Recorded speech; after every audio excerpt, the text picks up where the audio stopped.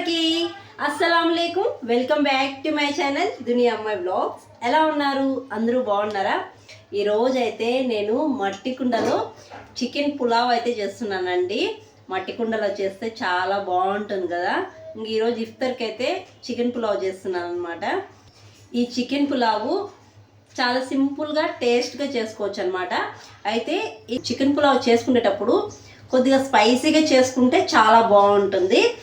ఈరోజు స్పైసీగా చికెన్ పులావు నేను ఎలా చేస్తాననేది ఈ వీడియోలో అయితే చూపిస్తున్నాను. ఇంకా మట్టి కుండలో చేస్తున్నాను. మట్టి కుండలో చేస్తే చికెన్ పులావు చాలా బాగుంటుంది. నేను ఆల్రెడీ 2 సార్లు ఏమో చేశాను ఈ మట్టి కుండలో చికెన్ పులావు, చికెన్ బిర్యానీ, దమ్ బిర్యానీ చేశాను. చాలా బాగుంది. మామూలుగా మనము బాండీలో చేసుకునేదానికి ఈ మట్టి పాత్రలో చేసేదానికి టేస్ట్ అనేది కొంచెం డిఫరెంట్గా ఉంటుందన్నమాట. ఈరోజైతే ఈ చికెన్ పులావు మీతో షేర్ చేసుకుంటున్నానండి. ఈ చికెన్ పులావ్ చూపించే ముందు వీడియోకి ఒక లైక్ చేసి, కొత్తగా ఎవరైనా మన ఛానల్ చూస్తుంటే జర సపోర్ట్ చేసి సబ్స్క్రైబ్ చేయండి. మీరు చేసే ఒక లైక్ నాకు మోర్ వీడియోస్ చేయడానికి ఎంకరేజింగ్గా ఉంటుందండి.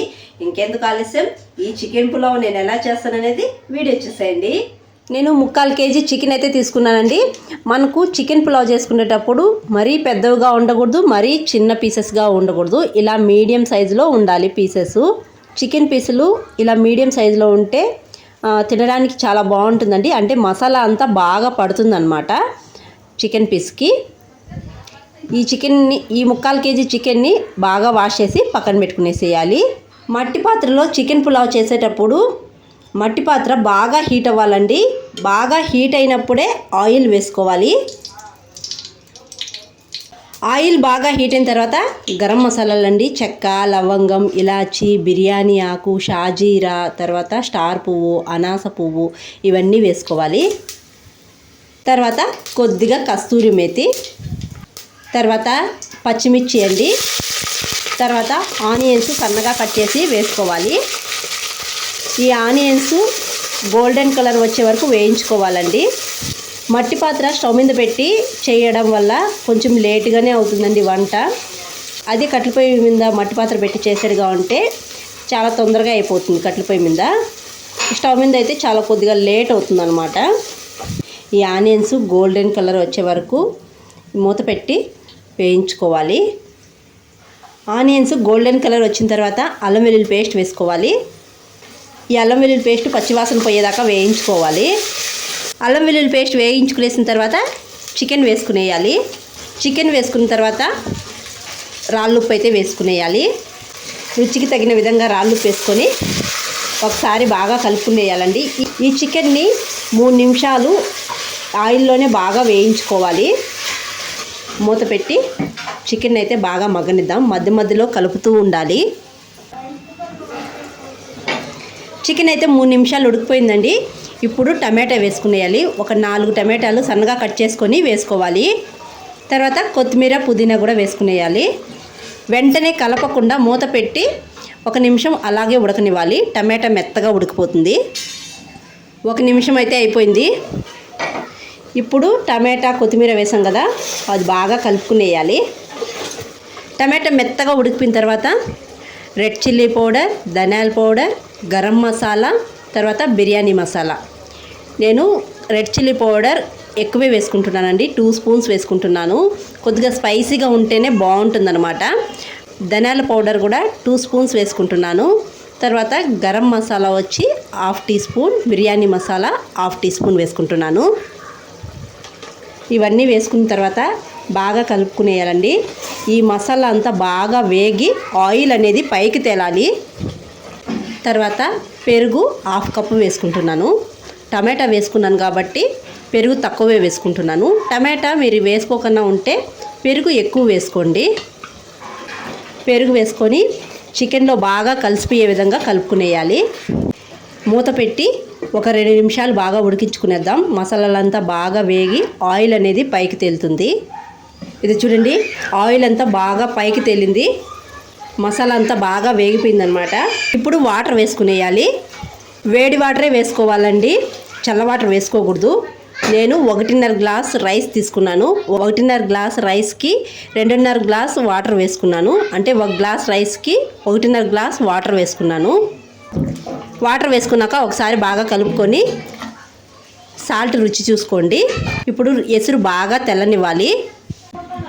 ఇది చూడండి, ఎసురు బాగా తెల్లుతుంది. ఇప్పుడు రైస్ వేసుకునేద్దాం.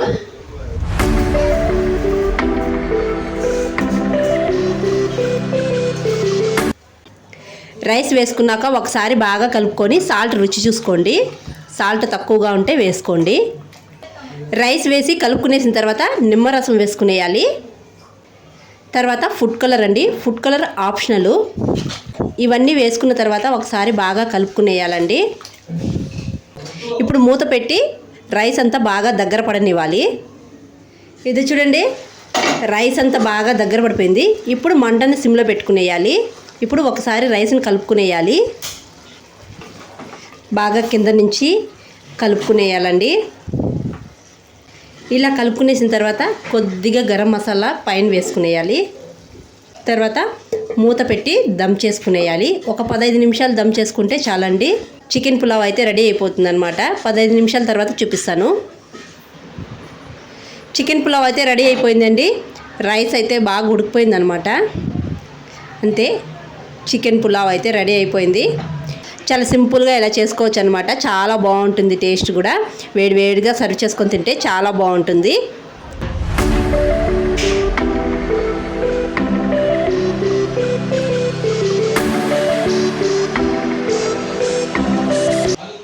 బబ్లు కాలుతుందా? తినలేదా ఖుషి? కాలుతుందా? ఏముంది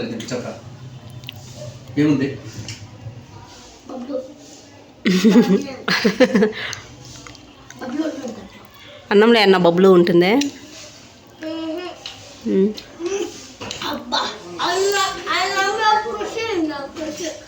ఖుషి ఉండాలా? బాగుందా ఖుషి? బాగుందా? బాగుందా బాబా?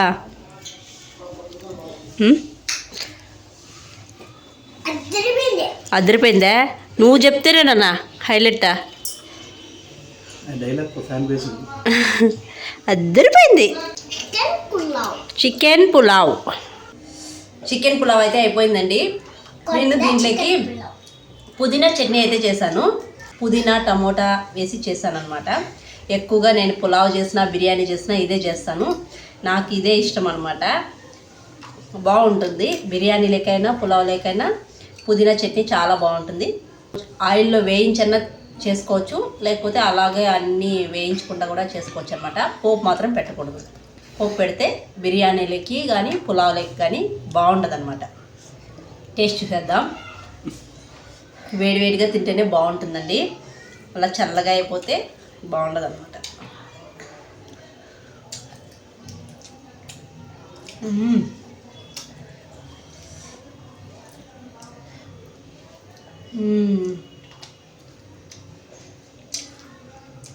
ఏమైనా కుండలో చేసే పులావ్ అయినా కానీ బిర్యానీ కానీ ఆ టేస్టే వేరే లెవెల్. చాలా బాగుంది. టేస్ట్ అయితే చాలా డిఫరెంట్గా చాలా బాగుంది. చికెన్ పులావ్, కుండ చికెన్ పులావ్ చాలా బాగుందండి. మీరు ఎప్పుడైనా ఇలా చికెన్ అంటే ట్రై చేసేయండి, చాలా బాగుంటుంది. దీనికి కాంబినేషన్గా పుదీనా చట్నీ చేసుకోండి, అదిరిపోతుంది. ఇంకెందుకు ఆలస్యం, మీరు కూడా ట్రై చేసేసి ఎలా ఉందో తప్పకుండా కామెంట్ సెక్షన్లో కామెంట్ చేసేయండి. అలాగే ఈ వీడియో మీకు నచ్చినట్టయితే ఒక లైక్ చేసి, కొత్తగా ఎవరైనా మన ఛానల్ చూస్తుంటే చాలా సపోర్ట్ చేసి సబ్స్క్రైబ్ చేయండి. మీరు చేసే ఒక లైక్ నాకు మోర్ వీడియోస్ చేయడానికి ఎంకరేజింగ్గా ఉంటుంది. అలాగే ఈ రెసిపీ మీకు నచ్చినట్టయితే మీ ఫ్రెండ్స్కి, మీ రిలేటివ్స్కి షేర్ చేయండి. మరొక మంచి వీడియోతో మళ్ళీ కలుద్దాం. అంతవరకు టు ఫాలో దునియా అమ్మాయి vlogs. Thanks for watching. Bye.